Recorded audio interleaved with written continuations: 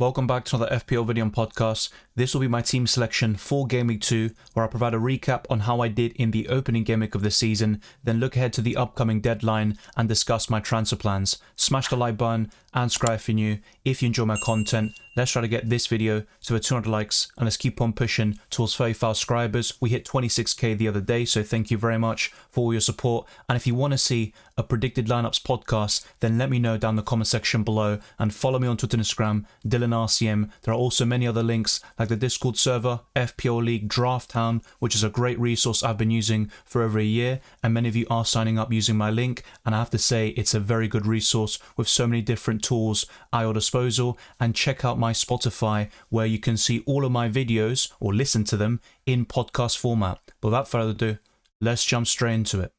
I made a compromise in this position, going for a cheap goalkeeper in Dean Henderson, and it showed in Game Week 1, conceding 2 goals to Brentford and delivering 2 points. He managed to get 3 saves to salvage something, but in the end it was a blank. I originally had Jordan Pickford, but during the deadline stream I switched to Dean Henderson to make an upgrade in the outfield position. So it was very disappointing in Game Week 1, and there is news that Joachim Andersen is on the verge of joining Fulham. That's going to be a massive blow to Crystal Palace, and Mark Gay is heavily linked with a move to Newcastle. If he also leaves, I'm really not sure about this Crystal Palace defence, and it makes the Dean Henderson pick even worse. There are some good fixtures coming up, but I'm not that sure about the Eagles' defence. Fortunately, my defence was even better, with Trent Alexander-Arnold delivering 8 points. He got 2 bonus despite getting no goals or assists in that 2-0 win over Ipswich Town. He was very close to pipping Salah for maximum bonus, and I could see him getting a lot of bonus points this season alongside assists, which he typically gets, the odd goal here and there, and plenty of clean sheets for Liverpool, particularly in the first 8 game weeks of the season. My second defender though was Mykolenko, who only got 1 point as Everton were battered 3-0 by Brighton. They had a good start to the game, but then Brighton's wing play destroyed Everton, and Mykolenko was the victim of it for the first goal. Minter bypassed him with ease, but I still think Mykolenko can be a good option in the long term, and luckily with that 4-point family and price tag, I can bench him in some of the tough upcoming games like Tottenham and Aston Villa away in the next 3 game weeks. But my third and final defender was Lewis Hall, who got booked very early on. Newcastle went down to 10 men. I just feared the worst, and a 0 point or possibly 1 point there from the left back. But in the end, he managed to keep a clean sheet, delivered 5 points, and I think he can be a good option going forwards. But I think he had a bit of a tough start to the game. He gradually eased into it, and with Trippier returning very soon, it wouldn't surprise me if Livramento was shifted to left back whilst Trippier plays on the right hand side, and that would obviously spell trouble for Lewis Hall. But for the time being, I think he'll start, and my prediction during the summer is that we'll get over 20 league starts this season, possibly even 25 plus, and I'm just hoping for the best in this regard. But Newcastle are down to the bare bones, with Fabian Schär suspended for 3 matches and Botman is out until December. They desperately need a centre-back, and that's where Mark Gay could potentially come in. But until then, Newcastle have to deal with a centre-back partnership of Dan Burn and Kraft. I don't see many clean sheets for Newcastle in the next couple of game weeks as a result, but Lewis Hall can still offer good value at 4.5 million. The midfield was fairly mixed bag for me. Diogo Jota got a goal in the end after missing a glorious chance just moments before. No bonus points whatsoever for the Portuguese international, but he played around 70 to 80 minutes and he got the goal as a midfielder alongside a clean sheet, so 8 points is still a decent return, and going for him and Trent was crucial in somewhat covering Mohamed Salah, who was the best captaincy option in Game Week 1. And I kept saying it to people, despite not owning Mohamed Salah myself, it was a big shame, but you just can't cover everybody and you have to make compromises somewhere down the line, and I'm not really confident going into Game Week 2 without Mohamed Salah against Brentford at home. But then the same could be said for those going without Erling Haaland against Ipswich Town at home. Now for those that have both of them, that's really great, but in certain game weeks your squad might look a bit weak because you have to make compromises in other areas. You just can't have it all, and I'm just hoping that in the long term going without Salah can still work very well with that partnership of Trent Alexander-Arnold and Diogo Jota. My second midfielder was Saka, and he was my vice-captain actually. He delivered 12 points with a goal and an assist against Wolves. That combination between him and Kai Havertz worked very well, and I could see them combining many times this season, and Saka for me is probably amongst the top 3 midfielders and players in the game. I don't see many outscoring him. The next 4 fixtures are very tough for Arsenal. Aston Villa away, Brighton at home, Tottenham and Man City back-to-back away from home. But Arsenal can still score plenty of goals in those matches, and Saka delivered some very healthy returns against some of those opponents, including Spurs away, and he got a double-digit haul in the recent meeting just a couple of months ago. But my third midfielder was very disappointing, maybe in terms of FPL output, but his performance was very encouraging. Eze was very unlucky not to have that goal stand from the free kick, and he had so many shots. Everything went through him. Now, with all the news circulating around Crystal Palace losing some crucial defenders like Joachim Andersen and potentially Mark Gay, I'm not that confident about them defensively, but I still trust their attack despite the departure of Elise during the summer, and Mateta and Eze will still combine plenty of times this season, but not to the same level as we saw towards the end of the last campaign with the manager bounce in Oliver Gazner once he was appointed, and also Elise really helped make a formidable front three. I don't think Kamada can offer the same quality, but he can still have a good contribution and help Eze deliver some healthy FPL returns. But my fourth and final midfielder was Anthony Gordon, the most disappointing of the lot. His XGI was 0.02, but let's not forget, Newcastle went down to 10 men, and that massively changed the complexion of the match. So you can't judge Newcastle too much based on the first game week. They did very well to win that game 1-0 in the end. I'm more impressed by the clean sheet and how they managed to keep Southampton out, but I have to say Brereton Diaz, for example, missed some big chances, and I still expect Anthony Gordon to get a lot of returns this season, but not to the same level as we saw last year. The best part about my team was my front three, and Chris Wood scored and delivered maximum bonus points in that 1-1 draw against Bournemouth, but unfortunately his position in the team comes into question as Nottingham Forest are always looking for strikers. Eddie Nketiah is heavily linked, and if he signs for the club, you could see Chris Wood drop into the bench in game week 3 or 4 potentially, and that's not going to be good for those that own him in FPL. Now, he's always kind of a short-term pick if you look at it. He has 3 opening great game weeks, and then it's Liverpool away where you probably bench or sell him, but I still like the fixtures afterwards, so I was actually looking to keep Chris Wood in the long term, and I still may do so, but if Nottingham Forest sign a striker, he might have to be a transfer out, even though when he's on the pitch, he can deliver plenty of goals. He got 14 in the Premier League last season, and he already scored in this campaign very early on in that match against the Cherries. So let's keep an eye out on that situation with the strikers, but Chris Wood would be one of the best budget strikers if he can stay fit, and also if Nottingham Forest don't sign that forward, but it seems very unlikely at this stage, and there are 2 weeks left or just under for the transfer window to close. My second forward was none other than Erling Haaland, who inevitably scored after all the banter during the summer by Mark Cucurella, and he was involved in that defending for the goal. He had no chance dealing with Haaland, who tucked it away clinically, and I could see him getting 30 plus goals this season with ease. He still got 27 last season, by the way, but 55 big chances. I think his finishing was slightly off, dare I say. Still very good, but not to the same level as we saw in his debut season for Manchester City, and I could see him reaching similar numbers this time out, and that will help Man City in the run-in because they've got some tough competitors for the title. But my third and final forward was Isak, who was a very popular captaincy option this week, and I was constantly asked about Salah versus Isak for the captaincy. My vote went towards Salah, but he wasn't in my final squad. It would have required one of Trent or Haaland to be downgraded, or even Saka up to Salah, but then that probably requires Trent down to a 4-point family defender. So you always have to make some compromises here and there. Salah has an incredible Game Week 1 record. He is now the all-time top scorer in Game Week 1 fixtures, but going forwards, I still think you can challenge Salah and even Erling Haaland to a certain degree, but in Game Week 2, it's going to be very difficult, as I'll discuss very soon. But let me show you now my FPL points for the Game Week overall and who I captained before moving on to Game Week 2. With this setup, I decided to captain Isak. I think it was a good decision, but a bad outcome. That red card obviously changed things, and I'm fairly happy that Isak salvaged an assist in the end. Saka was my vice, so maybe a bit of a regret not going for him as the captain, or even a Haaland or Jota, but I've made my decision. 67 points is a decent start, but at 1.9 million, that's actually my worst ever rank after Game Week 1. Last season, for example, despite having my worst ever rank in the end, I was around 200k after the opening Game Week of the season. But let's now look ahead to Game Week 2. Not to worry if you started poorly, there's still a lot of football to be played, and the gaps between ranks are minimal at best. But I'll start with the goalkeeper, work my way up to the forward line, discuss my transfer plans, and the captaincy for Game Week 2.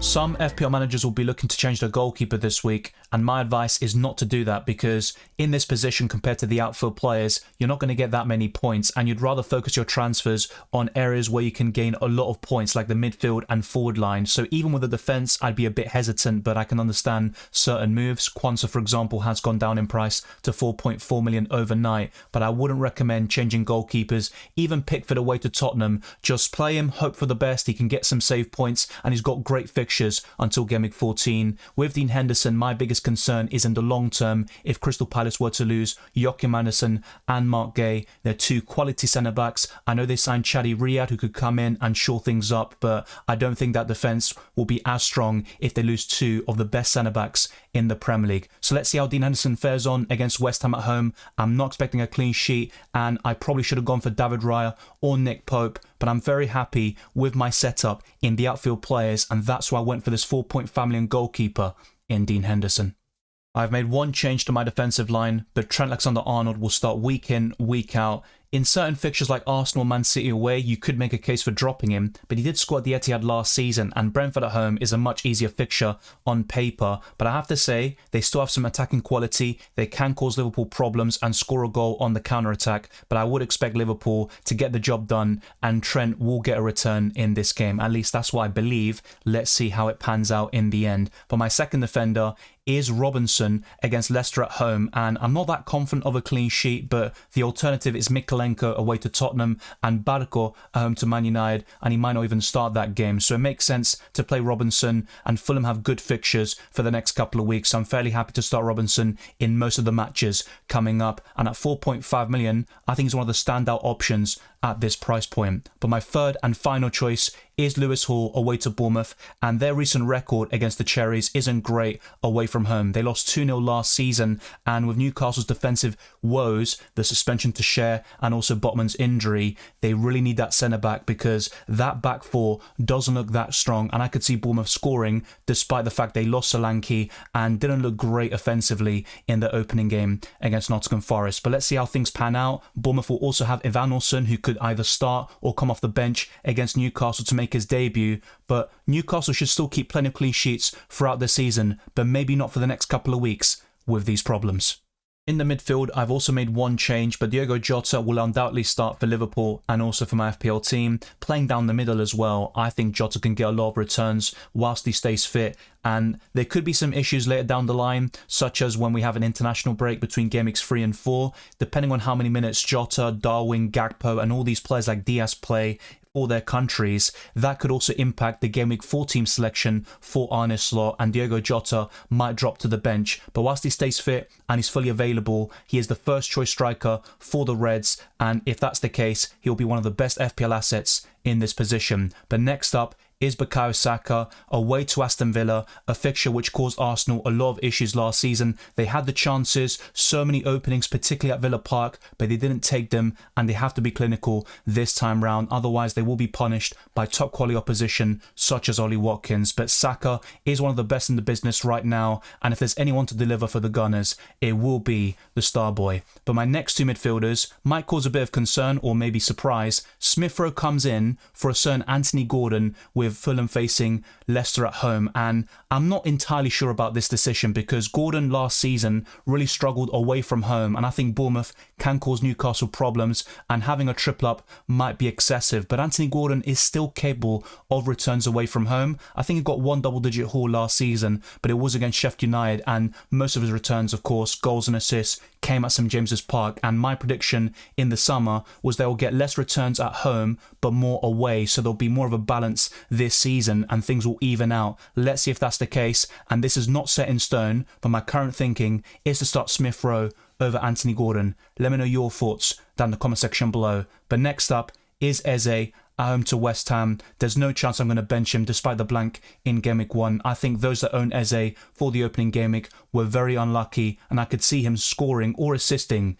against West Ham United.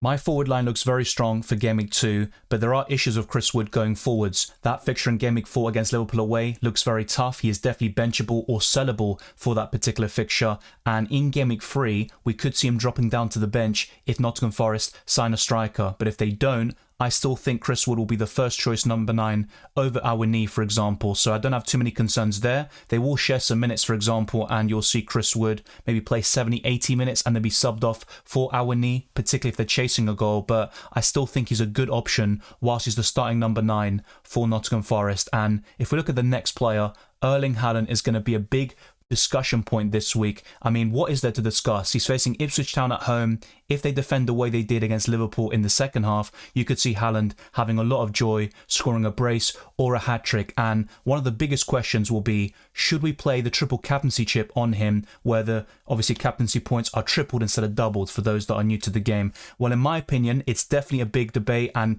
there's a lot of credit to playing the chip so early. I normally use it around Game Week 30 and beyond, but with the changes to the FA Cup schedule, there'll be fewer doubles and blanks this season. So I think a lot of us will play the triple captaincy on a single Game Week player this season. And with Haaland facing Ipswich Town at home, it's probably the best player versus opposition scenario you'll ever see in a single Game Week in this campaign. Of course, Salah against Ipswich at home could also rival him, but I think it's definitely a great option to do so. Let me know if you're going to do it down the comment section below. My current thinking is no, but closer to the deadline, I might pull the trigger and activate the triple captaincy. By far the earliest I ever would have done it, by the way, but I'm definitely open to playing that chip in Game Week 2. My third and final forward is Isak away to Bournemouth. Not great on paper, but I could still see him returning, and Isak is very consistent for Newcastle United. His biggest issue, like a few players in my squad like Smith Rowe and Diogo Jota, is staying fit and playing week in, week out. But so long as he does so,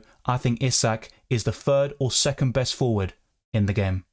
My biggest benching dilemma is Anthony Gordon versus Emil Smith Rowe, and I'm currently going for the former Arsenal man at home to Leicester City, but it's still a bit uncomfortable benching Anthony Gordon despite the fact that it's an away fixture and he generally is much stronger at St James's Park. We could see a change in those trends this season, so it's very early on to really gather too much data or maybe draw so many conclusions, and that's why this could be a mistake in the making by benching Anthony Gordon and starting Smith Rowe. But if you're not going to start Smith Rowe against Leicester City at home, when are you going to do so? And that's kind of the thinking I've got right now. As for Matthews, Barco and Mikalenko, they speak for themselves. I'm not going to start them, of course, but you could make a case for putting Mikalenko above Barco because of expected minutes. Now, it wouldn't surprise me, by the way, if Barco got a start in the next 3 game weeks, and preferably that would be in Game Week 4 against Ipswich Town at home. But by that stage, he would have gone down in price to 3.9 million and suffered the same fate as Quansah. But in terms of the captaincy,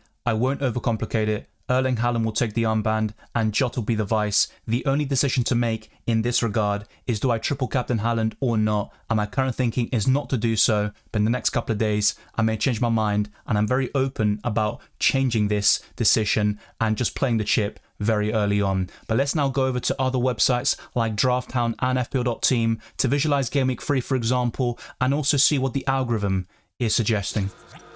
I would highly recommend you check out Drafthound. There is a link in the description below, and there are so many different tools at your disposal which you can try out for as little as £2 per week, so be sure to give it a go.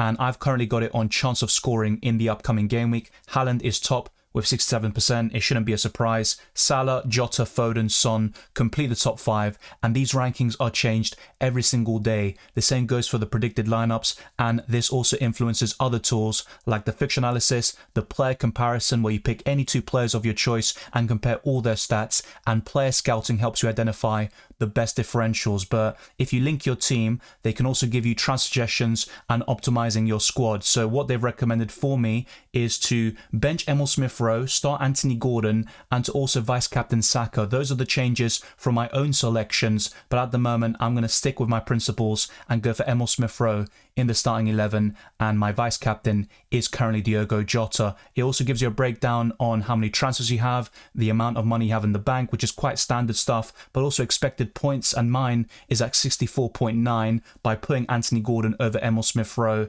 and the average expected minutes is 74, and even average ownership is given, and it's 23%, which is less than the typical 30% we saw last year. But also FPL is less template at the moment with so many options at our disposal. So check out Drafthound, but now I'm going to head over to FPL.team and look ahead to Game Week 3 with a quick preview of how my starting 11 could be. I haven't even logged in my Game Week 2 team, let alone Game Week 3, but I would have Dean Henderson in goal, Robinson, Mikalenko and Trent as my back three with some promising fixtures for 2 of them, and a midfield 4 of Eze, Gordon, Diogo Jota, Saka, and a front 3 of Chris Wood, Haaland and Isak. The biggest surprise would be Smith Rowe on the bench, but if Chris Wood drops down to the bench for Nottingham Forest, I could have Emil Smith Rowe replace him with ease with that very promising fixture against another newly promoted club in Ipswich Town. Now, the rest of the bench speaks for itself. Lewis Hall, Barco, I think nothing would change there. Matthews will be the backup goalkeeper, and I've got 2 free transfers in Game Week 3 should I decide to roll in Game Week 2, which is the current plan. As for the captaincy, it's a bit more difficult next week, but I think Erling Haaland away to West Ham is a good option, and for those with Salah, he has a great record at Old Trafford and just against Man United in general, so I really wouldn't mind going there if you've got the Egyptian King. As for Isak and Gordon, they're fairly underrated captaincy options against Tottenham at home. They did very well last season in that fixture, and Newcastle have scored 10 goals past Tottenham in the last 2 meetings at St James's Park. Even Saka at home to Brighton is a decent option, so let's see how things pan out in the next couple of weeks, because things could definitely change from now until the Game Week 3 deadline. And I haven't even logged in my Game Week 2 team yet. Gordon versus Smith Rowe and triple captain Haaland or not are the biggest dilemmas I have. I don't think a transfer is absolutely necessary, even with Barco potentially going down in price to 3.9 million. Thank you very much for watching this video and listening to this podcast. If you enjoyed it or found it useful, then be sure to smash the like button and subscribe for new. Let's try to get this video to the 200 likes and let's keep on pushing towards 35 subscribers and beyond. Follow me on Twitter and Instagram, DylanRCM, and check all the other links in the description below for my Patreon and the championships for early access to my videos, amongst many other perks, the Discord server, FPL League, Drafthound, and also Spotify. Leave a 5-star review on my podcast. It goes a long way to supporting my channel. I wish you all the best of luck for Game Week 2 and the rest of the season, and I'll see you next time.